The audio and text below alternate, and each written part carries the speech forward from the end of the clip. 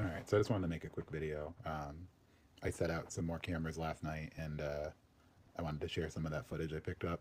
But also, I wanted to kind of make this a little bit of a review on the Wyze Cams and my setup and what's working and what's not working, because this might be useful to somebody else. And I'll go ahead and I'll link to that in a sec. Let me turn my camera around real quick, and I'll just show you what my how I'm actually viewing this stuff in addition to my phone.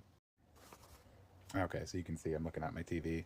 Um, this is like a $3 app. I think it's called TinyCam URL or something. Um, and it's I think I'm taxing it because I keep getting these like I'll lose like a pane, something like that, and I won't come back. And usually um,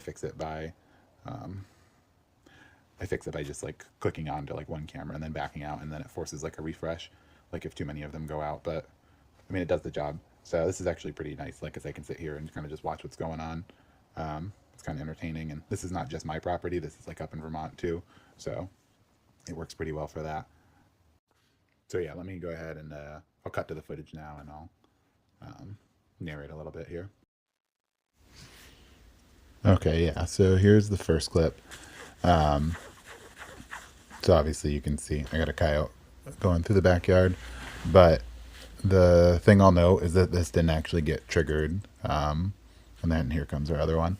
This didn't actually get triggered by the events. So right now I have it to detect on not motion events, but like smart events. So like pet, person, vehicle, things like that. But I can also do that for the recording and then also for the spotlight. So I went in and I adjusted the spotlight to also trigger on all motions. So I'm hoping that that will help trigger this a little bit better. This next clip that's about to pop up, um, here we go. This one also didn't trigger, but what's kind of nice, one thing I'll say is if you're going to do this as a trail cam system, definitely put SD cards in, because you can go back and, I saw that there was tracks actually, and I'm like, those tracks weren't there before. So then I went back to the SD card and I kind of played it back until like I found like when they came through. Here comes our other one. And let me go ahead and actually pop up this picture. So this is the Wyze Cam battery up above, and then this is the Wyze Cam V4 below, hardwired. So then here's some other photos. This is actually the first one that I got like right after setting it up, and this is another one that got triggered.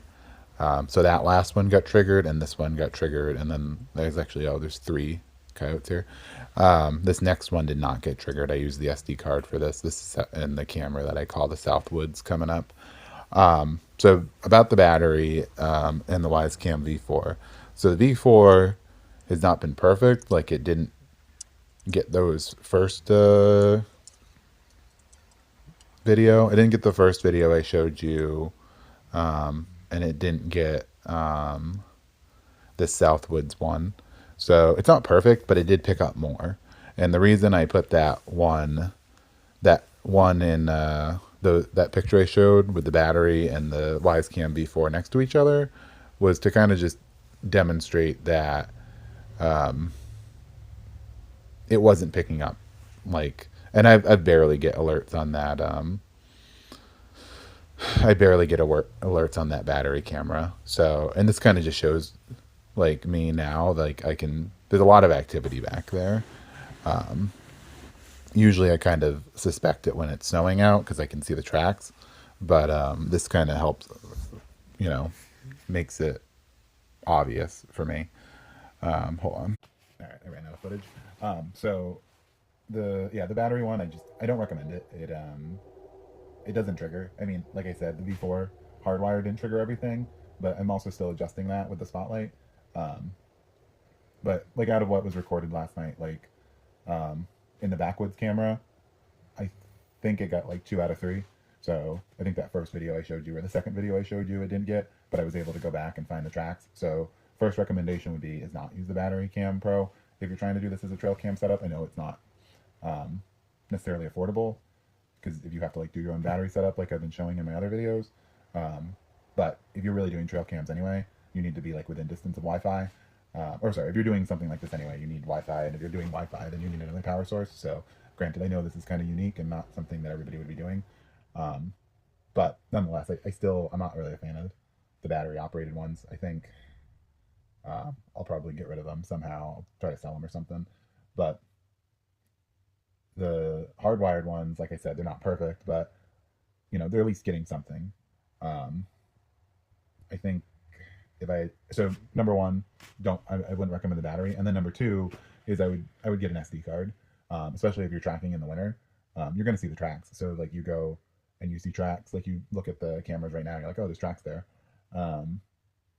You can go investigate, or you could like go to a clip and then go back, maybe a day and be like looking, real quickly, like back and forth, be like, oh, even if you don't like remember where the tracks are, if you just do like a comparison, like if you fast forward, rewind, you can see pretty easily where tracks were and where tracks showed up, and then you can kind of keep narrowing that down. So for me, I think that one of those clips was at like 4:45 in the morning, and I don't know how I got in there, but um, I was looking, and then I went back to like 3 in the morning, and then I went to like 6 in the morning, and then 4 in the morning, and then 5 in the morning, and then finally I found like where I got down to like the minute, and then I kind of just watched for like a minute, and then sure enough, it's you'll find it that way.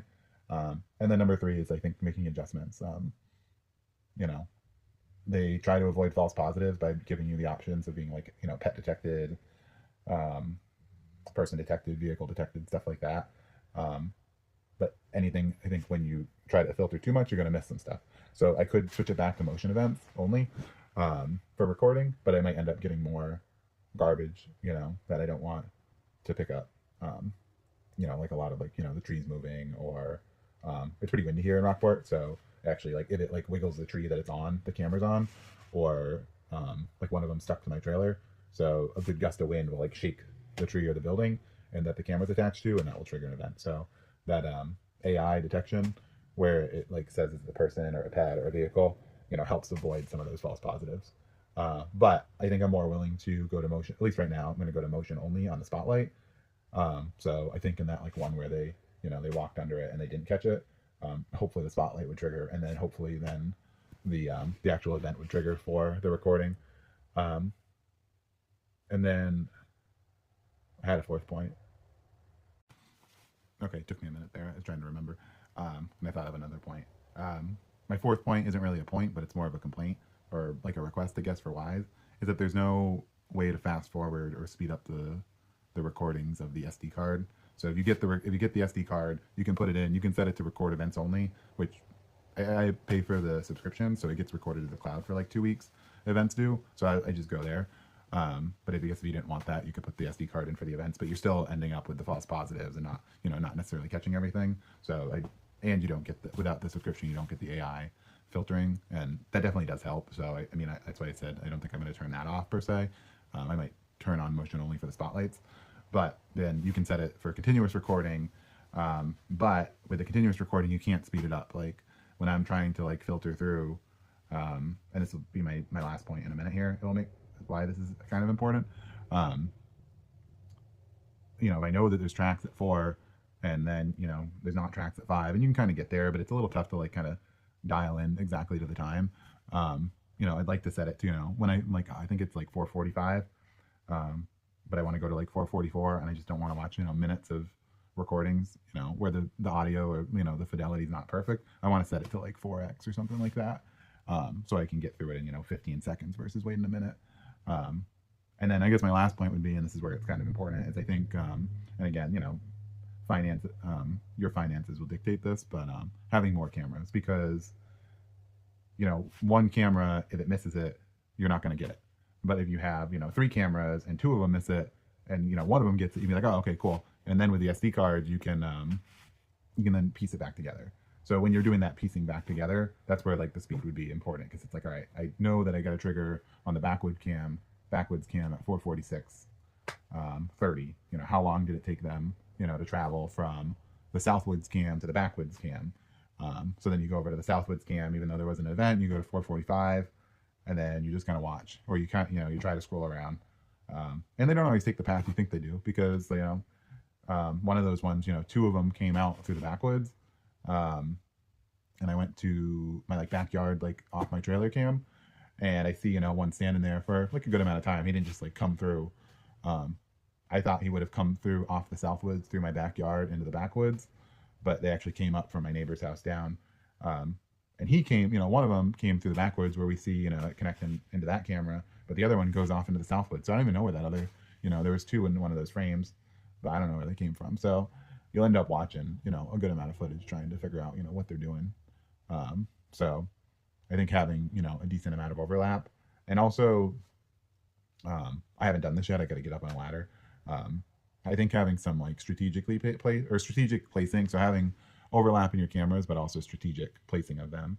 So I have a camera up on the peak of the back of the house, and it doesn't really pick up the animals at all. It picks me up like when I go to walk the dog, stuff like that, which I could care less. But what it does do is that when you do want to kind of like, if I wanted to go back and watch it, it's a much more panoramic view, so I can kind of, I get a better view. But then you have those ones that are closer to the ground, you know, 8 to 10 feet off the ground or something like that. They're going to pick up more, so they're probably better for you know, picking up stuff. So you don't need them all over the place, but you need a few to kind of maybe at least at the points where you know you've got animals traveling through, to at least trigger it. And then you go back to, you know, maybe your more high up cameras where you can kind of see the whole yard, so you can kind of see it all together. I would have included that one, but I put those up before I got the SD cards, and I still got a few SD cards, so I'm gonna go through probably when it's not so slippery out, and I'll get up on the, I gotta get on my carport and then put a ladder from the carport to the peak of the house. So I'm hoping I'll actually get that, because that would have been nice, because then I would have had another view. I mean, overall, I've got a camera on the top, on the peak of my house, looking out of the backyard. I just put one on the trailer, kind of facing the opposite direction. I got one in the backwoods now. I got that second battery one in the backwoods, which is effectively ineffective or not working. And then I got one facing the south woods. Is that it? Oh, and then I have one in the battery box, which doesn't really matter. But and then just an update. Now I'm running 4 cameras on the battery box. I'll talk about this probably in my other video where I talk about the electrical, but I think I'm running like, before I was like 15.8 watts with the 2 cameras and the inverter, and now I'm up to like 19.9. So I think each camera is like 2.5 watts, something like that. So yeah. Anyway, I think I'll end the video here. I just wanted to kind of give an update on how the cameras are working and show some of that footage I picked up. Hopefully I'll get some more here soon. Actually, I'll link to, I had some footage of deer. This is from older, but maybe I'll tack that in. All right. Bye.